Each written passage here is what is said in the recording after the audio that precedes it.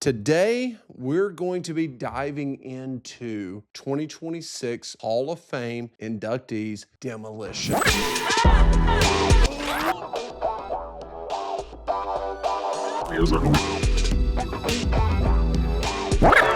You have Axe and you have Smash. And if you watched wrestling during the boom period of the 1980s, chances are you do remember these guys. Black leather, spiked gear, war paint, and the theme song that started with the unforgettable line, "Here comes the axe, here comes the smasher."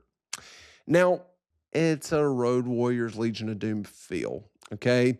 And you did get that feel when you did see them. I'm not going to, brush over that. But they were exciting. They were really over. The fans absolutely loved them. Us just years, you many years, you decades. And when they wrestled the likes of the Powers of Pain, and they exemplified how great their work in the ring was. Their first run with the Tag Team Championships lasted 478 days. Like I said a little bit ago, that's a record. That's a record. Stood as the longest reign for nearly 3 decades. They probably should have been put in the Hall of Fame a few years ago, if we're telling the truth. There's a lot of folks in the Hall of Fame that I just don't personally agree that they should be in there. There was a lawsuit with Vince and everything else. Probably the reason why they didn't get put in. Now that, we've got, TKO, who cares, right? That's kind of the mindset I think that they probably have right now. They probably said, "Hey, that's the past. That was the last regime. That was the old boss."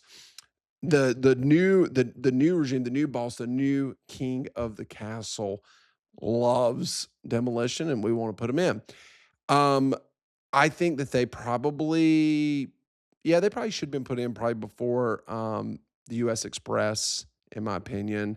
They like I said, having that record for that title reign and how over they were in the 80s.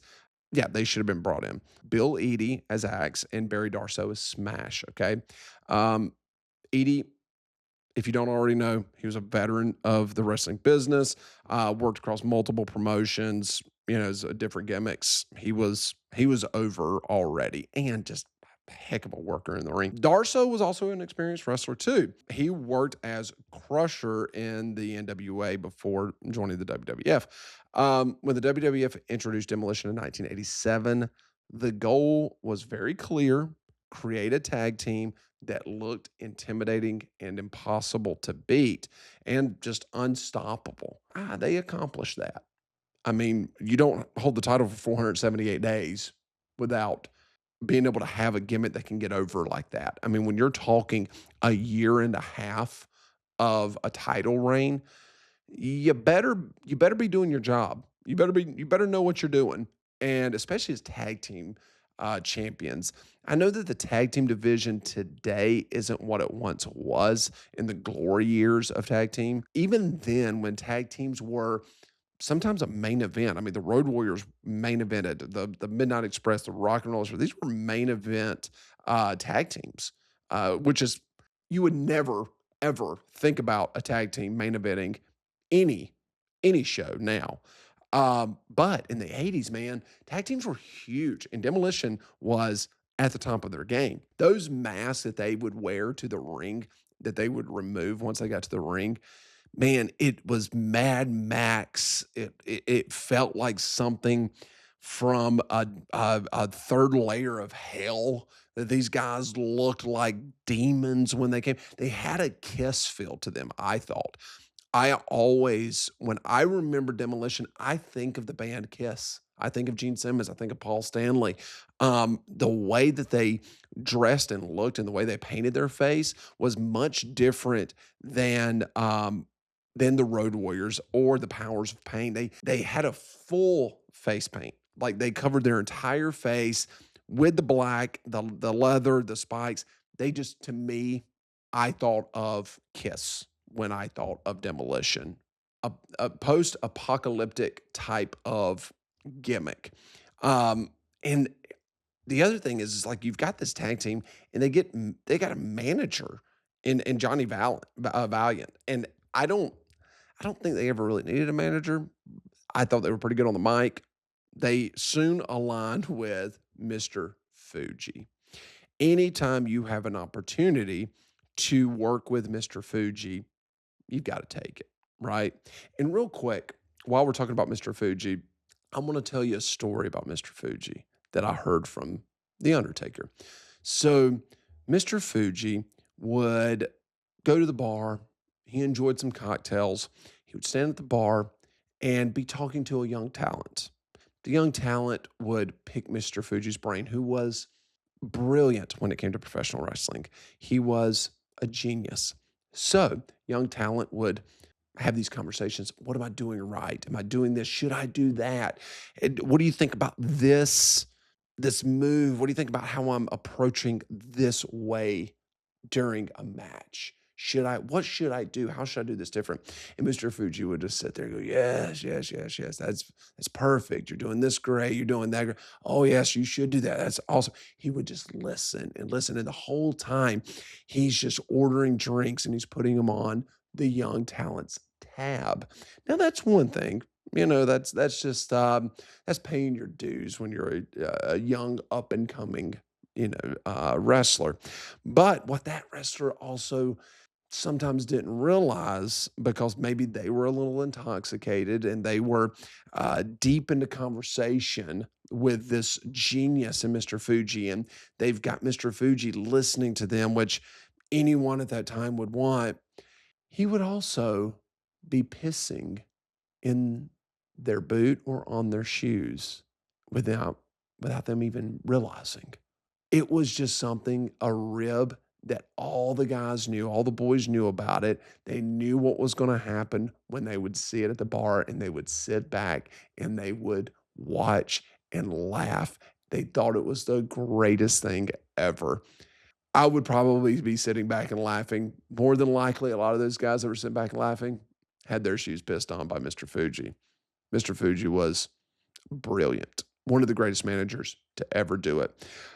He became synonymous with Demolition, and he added a layer of cunning, he was such a good villain that he added to their brutal style that they already had. You've got these two men in the ring that are just brutes. They are tough. They are mean. Everything is powerful.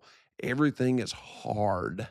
And then you got this elegance with Mr. Fuji, that he's this conniving individual.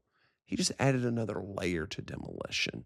He looked different, he felt different, he sounded different, and he approached things different than Demolition. But yet, he fit in with them. It was a perfect marriage between those three. I loved him being their manager. Early on, Demolition, they weren't necessarily loved by the fans, which, hey, you got to earn your stripes there. Fans are tough. They were introduced as villains, dominant, ruthless, destructive. They actually came along at the perfect time. Like we were saying earlier, this was a tag team boom era. The 80s were all about the tag teams. We remember Hogan. We remember Andre. We remember Ultimate Warrior.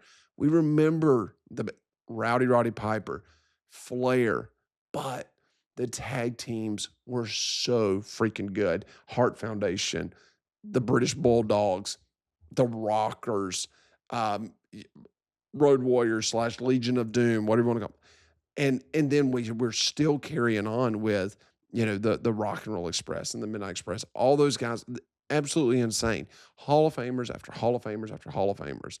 Absolutely a stacked division. And then you've got Demolition. They quickly established themselves as a powerhouse in that division. You had the Hart Foundation, who were technical, as we all know, some of the greatest wrestlers ever. The British Bulldogs, once again, great wrestlers, technical. They had this perfect look, the perfect muscles. Everything's chiseled just right. And then you have, of course, the Rockers with, Marty Jannetty and Shawn Michaels. Shawn Michaels becoming I mean, arguably the greatest wrestler to ever do it. You know, they were the poster child of the girls love the rockers. The good-looking guys, high flying. They were ahead of their time, to be honest with you. So you've got all of these types of tag teams, and then here comes Demolition. Brute force. Beat the hell out of you. That's what Demolition did. They just beat the hell out of you. Their wrestling style wasn't about speed or technicality, like we just said. It was about power, intimidation. And then you got Mr. Fuji sitting outside the ring here that everyone's scared to death of. If you go out of the ring, refs distract a little bit, Fuji's hitting you with the cane. Fuji's kicking you. You don't know what's going to happen with that man. Their signature finishing move being the demolition decapitation. Guys, this is literally out of a movie. Visually, it looked devastating, but their biggest moment was about to come on one of wrestling's biggest stages. And it came at WrestleMania in 1988. WrestleMania 4, Demolition faced the reigning tag team champions in Strikeforce. That Strikeforce consisted of Tito Santana and Rick Martel, okay? A lot of people forget about Strikeforce as well, okay? You got to think, Tito and Rick at that time, you want to talk about two guys that could go. Two workers that were just insane, right? So they're the tag team champions. We go into WrestleMania, and we're on the biggest stage in professional wrestling. Strikeforce had been one of the top teams in the WWF. They weren't setting themselves apart. They weren't different. They didn't look different. They didn't feel different. We were used to seeing their style. We were used to seeing their look. And we were just used to seeing Rick and Tito. I mean, they were on TV every single time WWF was on. But Demolition came into the match. They came in with a plan. Of course, Mr. Fuji's going to interfere. That's what he does best. Using his cane to help Demolition gain the advantage. Moments later, smash pins Martel. And just like that, Demolition becomes the WWF World Tag Team Champions. This was the beginning of one of the most dominant championship runs in professional wrestling history, 478 days. I'm going to continue to repeat that because I find that fascinating for a tag team. That's insane. This episode is sponsored by Zeros. Go to drinkzeros.com. Find your favorite flavors today. Mine's going to be orange. These guys, they're amazing. It's veteran-owned, veteran-operated, zero carbs, gluten-free, zero sugar, only 90 calories. And the flavors are amazing, guys. Like I said, I'm drinking the orange today. Anything orange, I'm pretty much down with. My two favorite flavors is orange and grape. Go to drinkzeros.com to be able to find your favorite flavors or a store near you that serves zeros. Just remember, got to be 21 years or older to drink and drink responsibly. More than anything, please drink responsibly. Go to drinkzeros.com. Also, my friends over at Roots of Fight. Ladies and gentlemen, go to rootsoffight.com. Use promo code When Wrestling Was Real, and you'll get 20% off all of their apparel. Some of the coolest, best designs you'll see for professional wrestling, especially some of those throwback designs and some of those wrestlers that may or may not be in the ring today. Go to rootsoffight.com. Use promo code When Wrestling Was Real and get your favorite wrestling apparel over there. To hold a title that long, it takes a lot. It takes a lot of work. You've got to be very creative. You can't do the same thing night after night. You've got to learn. You've got to progress. You've got to change. You got to be willing to change. You've got to be willing to say what won us the title isn't going to help us keep the title. Let that sink in. What helped us win the title isn't going to be what's going to help us keep the title. That applies to everything in life, guys. As someone in business, let me tell you something. What you're doing today to get you where you are, learn lessons from that, but be willing to change, be willing to grow, be willing to do something different to be able to continue your success. And that's what Demolition had to do. Axe and Smash knew that what they were doing, it works. But how do we build on that? How do we grow as a tag team? How are we going to keep the fans interested in us every single night? How are we going to be able to get the fans to say, I don't know what's about to happen next? You got to adjust fire. You've got to be able to grow. And they did that. To be able to hold it that long, they had to. They had rivalries against Powers of Pain, Heart Foundation, British Bulldogs. I cannot wait to talk about Powers of Pain, by the way. I love Warlord and Barbarian. Being able to change, talking about being able to grow. They were introduced to us as villains, but man, like anything else, it's almost like The Undertaker, right? You look at The Undertaker and you go, this guy's not supposed to be a babyface. The character's not created to be a babyface. Kane wasn't created to ever be a babyface. These guys were created to be this dark figure that people should be scared of, and they should never want them to win. But yet the fans, they somehow and for some reason fall in love with these characters, these dark characters. In society, they look different. Maybe in society, people treat them different. That's what happened with Demolition. Over time, fans started cheering them. They got over. The fans fell in love. Why? Because they were cool. The face paint, the intimidating entrance, the heavy metal theme song, especially in the 80s, man. Music, hair, face, kiss, the clothes you wore, all that. It was cool. It was cool to be the bad guy at this point now. Crowds loved it. They transitioned into baby faces, becoming fan favorites. And for a while, they were arguably the most popular tag team in the company. Think about that. At least for about a year and a half, they're the hottest thing going. And you guys, it's taken till 2026 to put them in the Hall of Fame. July 1989, Demolition finally lost the tag team titles. They lost them to the Brain Busters, the team of Arn Anderson and Tully Blanchard. Woo! Come on, baby. I'm okay with that. I'm okay with Demolition losing to my boys there. That don't bother me one bit. Double A and T, let's go, baby. But Demolition wasn't done, not even close. 1990, WWF, they decided to change some things up. Demolition added a third member. It was Brian Adams, known as Crush, who also was my buddy's best friend, The Undertaker's best friend. Demolition became a trio. A little weird, in my opinion, but it worked. It felt good. It didn't feel out of place. Brian was big. I mean, Brian was a beast. So he could fit that role. This allowed them to take advantage of something known as the Freebird Rule. The rule, named after the fabulous Freebirds, as we all know, allowed any two members of a team to defend the tag team titles. Isn't this wild? So with three members, Demolition had a constant advantage. You've always got a fresh guy on the shelf. You wrestled last week. Hey, Crush, you're gonna replace Smash this week. You're gonna replace Axe next week. Axe Smash, you're gonna go out the following week. You could rotate these guys out. It was amazing. They won the tag team titles again at WrestleMania 6. They beat the Colossal Connection. This was Andre and Haku, and this was tough.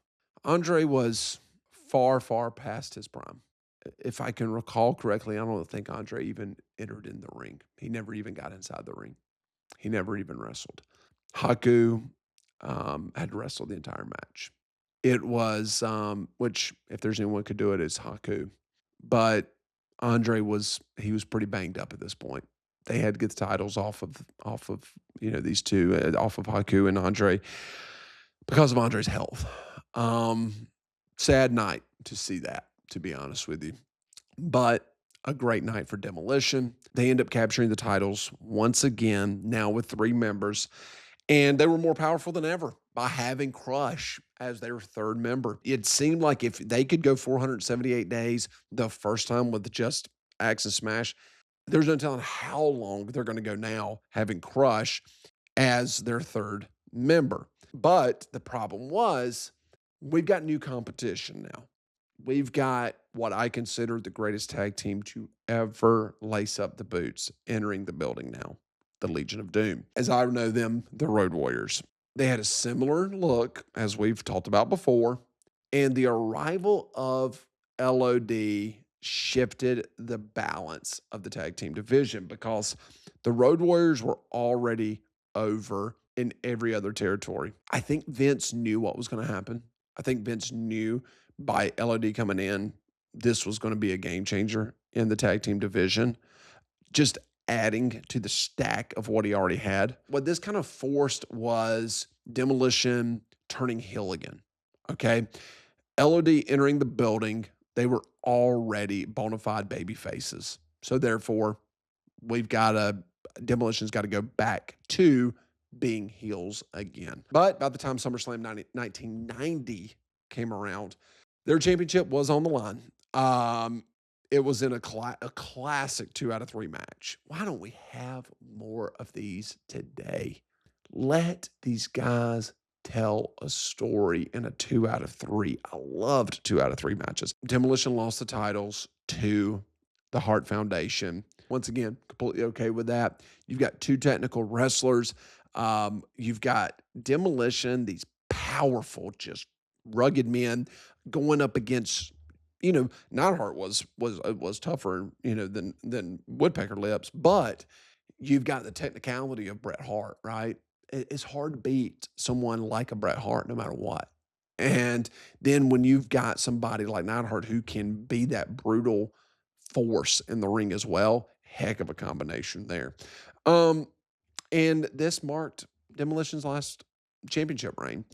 They started falling apart after that. Axe stepped away from the ring, and it was down to smash and crush. It just didn't work without Axe. Axe, I felt like, was the backbone to the tag team.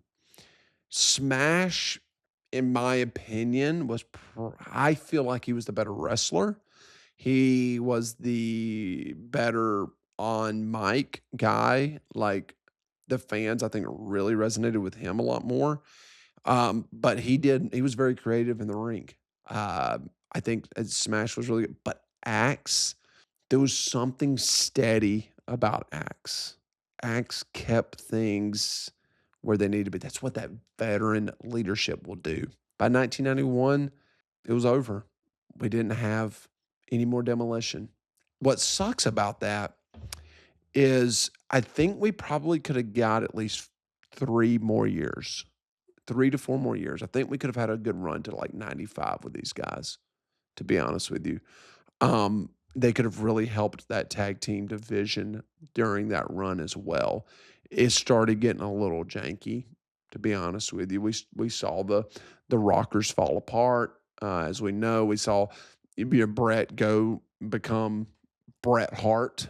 So the Hart Foundation was kind of, they were kind of done as well.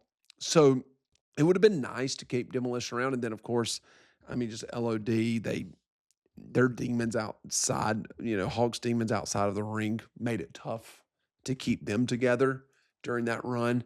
So I would have loved to have seen them stick around to like 94, maybe 93, 95, somewhere in there. That would have been great. But even though their run wasn't extremely long, Demolition left a massive impact. 3-time WWF World Tag Team Champions. They held the titles for a combined, listen to this, 698 days. That's crazy. It had one of the longest single title runs in WWE history at 478 days. For nearly 3 decades, their 478-day title run remained the benchmark for tag team dominance. It wasn't until the New Day broke that record in 2016. Beyond all of the statistics, the numbers, everything they were able to do, they helped define powerhouse tag team division. I remember in the 80s, the Rock and Roll Express, the Midnight Express, I remember those tag teams a lot, right? I remember Arn and Tully. It was Demolition helped pave the way. Them and the Road Warriors helped pave the way for this powerhouse, tough tag team division. And we end up seeing the kind of the powers of pain, them trying to essentially recreate that as well, and having like kind of a third tag team out there that was similar to a Demolition and Road Warriors. Demolition helped create that. They helped create those big, tough powerhouse tag teams. And they only had a run from 87 to 91, really 87 to 90, to be honest with you, but 87 to 91 officially. And we're talking 4 years here, guys. 4 years of dominance. The whole time they were together, they held the titles essentially. If you're a tag team for 4 years roughly, and you win the titles 3 times, and you held them for 698 days out of the 4 years. Guys, that's half of your existence. Insane. All right, guys. Just want to say thank you for watching this video. Thank you for supporting this channel. If you haven't already, please hit that subscribe button, hit the notification bell. All of those things help me out, and it doesn't cost you a thing. Also, go follow us on Facebook, Instagram, TikTok, all under When Wrestling Was Real. Once again, thank you for your support. Thank you for being here. And now I'm going to get you back to the real reason why you're here, to the video. Thank y'all. Their influence can still be seen today, okay? And this is how. Intimidating visuals, coordinated tag team offense. These guys knew how to work with each other in the ring. Go back and watch some of their old matches. It's insane how good they work together. And the dominant championship runs. Demolition's career tells a story of an era when tag team wrestling was a central part of WWF programming. They were larger than life. They looked like comic book villains. I feel like they were a little like something out of Mad Max, the band Kiss, all that. Inside the ring, they delivered the kind of dominance that made them legends of the tag team division. Whether you remember them for their spiked armor, their iconic theme song, or their record-setting title reign, Demolition carved out a legacy that still stands strong decades later. And for many wrestling fans, they remain one of the greatest tag teams of the 1980s. I am absolutely proud that WWE finally decided to recognize them as Hall of Famers. I hope that in their speech, they recognize Crush. I imagine they will. I really wish that WWE would step up and add Crush to Demolition's Hall of Fame as the third member, and also induct him into the Hall of Fame in 2026. He deserves it. His reign as a singles wrestler was good. Probably not Hall of Fame worthy. I think we can all agree on that. But I think him being part of Demolition, it sure would be nice if Crush's family was center ring as well, and they were recognized that night. I've got a feeling Axe and Smash are going to do that. I think that they are going to recognize Brian and give him his nod and give him his flowers. But I'm very, very thankful to the WWE for finally inducting Demolition into the 2026 WWE Hall of Fame. I think there's a lot of people and a lot of wrestlers, a lot of members or members of the WWE superstar family that also deserve to be in the Hall of Fame. And we're going to cover that in a future episode. Ladies and gentlemen, I want to say thank you very much for tuning in. I want to say thank you very much for subscribing. If you haven't already, just hit that subscribe button, hit the thumbs up there, give me a like, leave a comment. All of that stuff helps me out. It's free to you, but it definitely helps me grow the channel and to be able to tell the stories and the back history of these wrestlers that we grew up with as our heroes. Once again, thank you to Roots of Fight for sending me all this great t-shirts. If you want to get your own shirts, please go to rootsoffight.com. Use When Wrestling Was Real and get yourself 20% off. Also, Zeros. Head over to drinkzeros.com. They have some of the best seltzers on the market, guys. This one is the Moscow Mule. My favorite is the grape. Second is orange. Head over, pick out your favorite flavor. You can get the store locator, be able to find out where you can get Zeros closest to you, but they can ship it right to your house as well, guys. It's absolutely insanely good. Zero sugar, zero carbs, zero gluten, zero excuses. Drink responsibly, 21 and over. As always, drinkzeros.com. Ladies and gentlemen, thank you so much. God bless you. And remember, wrestling is real, and so is God. I'll see you guys next week. Thank you.